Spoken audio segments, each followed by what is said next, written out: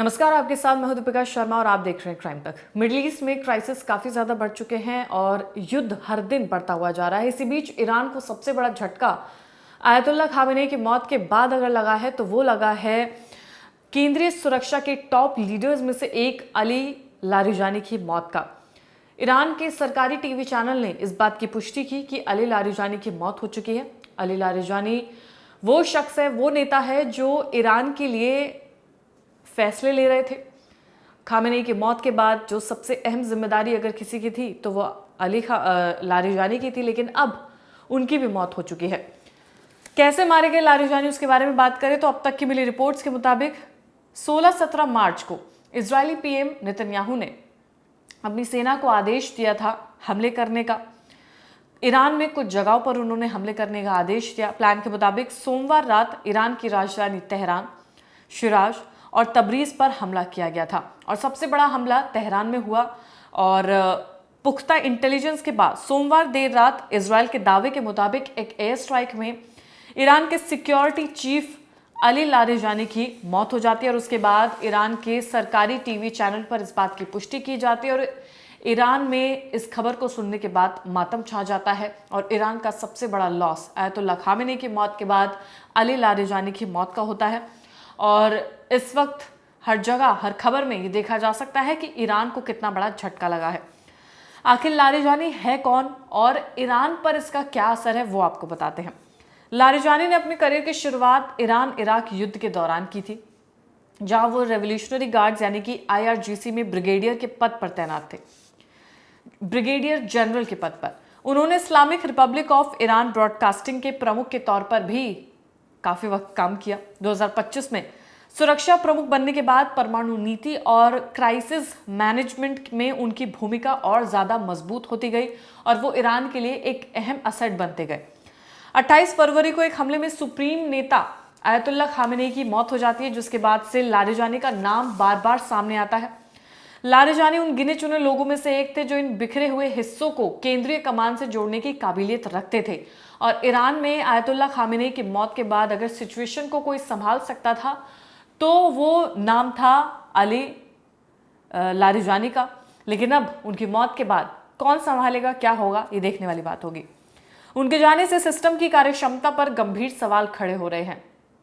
67 साल के Larijani Iran के बैक स्टेज बॉस थे जो हर अहम फैसले लेते थे, हर नीति के फैसले लेते थे, सुरक्षा को मद्देनजर रखते हुए हर फैसले लेते थे।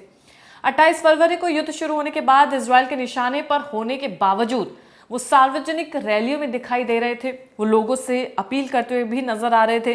देश में एकजुटता रखने के लिए वो लोगों से बातचीत भी कर रहे थे। लगातार उनकी कोशिश जारी थी।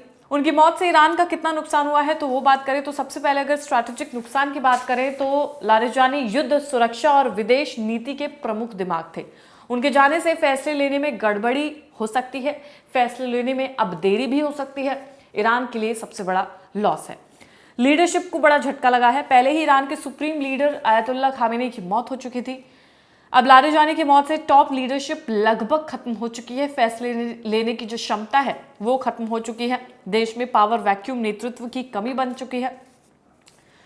अगली बात करें तो वो है युद्ध में कमजोरी। युद्ध की रणनीति और सैन्य ताकत संभाल रहे थे अली लारिजानी। अब ईरान की वॉर प्लानिंग कमजोर पड़ सकती है, यानी कि सुरक्षा को लेकर जितने भी अहम फैसले थे वो लारिजानी ले रहे थे। अब वॉर प्लानिंग में कमी देखी जा सकती है।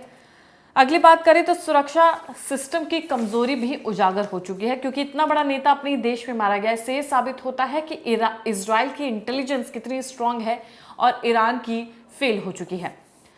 अगली बात करें तो वो है अंतरराष्ट्रीय स्तर पर असर। लारिजानी रूस, चीन और अन्य देशों से रिश्ते संभालते थे और अब ईरान की डिप्लोमेटिक ताकत भी कम हो सकती है। ये आकलन लगाया जा रहा है कि ये संभव नुकसान है जो ईरान को झेलने पड़ सकते हैं। ये सिर्फ एक नेता की मौत नहीं है, बल्कि ईरान की राजनीति, सेना, रणनीति तीनों को एक साथ बड़ा झटका लगा है। कुल मिलाकर लारिजानी की मौत के बाद ईरान का सिक्योरिटी सिस्टम पूरी तरह से बिखरता हुआ नजर आ रहा है। सबसे पहले आयतुल्ला खामेनेई की मौत होना, यानी कि ईरान के सुप्रीम लीडर की मौत होना। उसके बाद से अली लारिजानी की मौत होना, जो सुरक्षा को लेकर अहम फैसले ले रहे थे, वॉर की प्लानिंग को लेकर अहम फैसले ले रहे थे। और अब देखने वाली बात यह भी है कि क्या अब ये युद्ध रुक जाएगा, क्या अमेरिका और इजराइल अब ये जंग को रोक देगा, क्योंकि जो दो अहम निशाने थे वो पूरे हो चुके हैं, आयतुल्ला खामेनी और उसके बाद अली लारिजानी। तो क्या ये जंग रुकेगी, ये भी एक अहम सवाल है। इजरायली हमले में लारिजानी के साथ साथ उनके बेटे और बॉडीगार्ड की भी मौत हो गई है। अब सवाल यह है कि लारिजानी के बाद ईरान की राष्ट्रीय सुरक्षा परिषद के सचिव पद की कमान कौन संभालेगा, युद्ध को लेकर फैसले कौन लेगा, वॉर प्लानिंग कौन करेगा, कौन किसको क्या निर्देश देगा, ये एक अहम सवाल हो सकता है। इसलिए इसे ईरान के लिए एक बहुत बड़ा नुकसान इस वक्त का माना जा रहा है और शायद ये भी हो सकता है कि जंग अब रुक जाए, शायद ये भी हो सकता है कि ईरान की तरफ से और बड़े हमले किए जाए। युद्ध का जो असर है वो मिडिल ईस्ट में या बाकियों के देशों में भी देखा जा सकता है। सबके मन में सिर्फ अहम सवाल अगर कुछ है तो वो यही है कि ये जंग आखिर कब थमेगी। लेकिन इजराइल की तरफ से ये हमले करना, उसमें अली खामेनी लारिजानी की मौत हो जाना, खामेनी की मौत हो जाना ईरान के लिए सबसे बड़ा लॉस इस वक्त का है। फिलहाल इस वॉर में, इस युद्ध की खबर में क्या कुछ अपडेट्स हैं वो क्राइम तक आपको लगातार अपडेट करता रहेगा। धन्यवाद।